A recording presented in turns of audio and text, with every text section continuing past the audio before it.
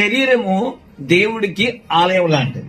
ఇప్పుడు యేసు క్రీస్తు కూడా అదే చెప్పాడు, ఈ దేవాలయాన్ని పడగొట్టండి, అంటే నన్ను పడగొట్టండి, నా శరీరాన్ని పడగొట్టండి, కానీ మరలా నేను మళ్ళీ కట్టుకుంటా, మూడో రోజు మళ్ళీ ఏమవుతుంది, కట్టబడుద్ది అని అర్థం అనమాట.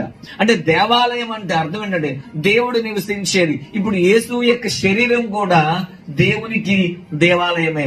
అందులో ఆయన శరీరంలో కూడా దేవుని ఆత్మ నివసిస్తున్నట్లే మనం కూడా దేవుని ఆలయాలు. మనలో కూడా దేవుడు మనలో కూడా నివసించడానికి ఇష్టపడతాడు.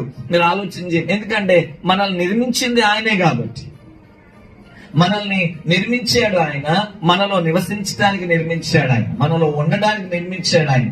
కాబట్టి అయితే ఈ విషయం ఏంటంటే మనలో ఉండాలి అంటే మనం గమనించాలి, మనలో ఏముండకూడదంటే మనలో ఎక్కడ కూడా దేవుడికి ఇష్టము లేనిది ఏది కూడా మన హృదయంలో ఉండకుండా చూసుకోవాలి.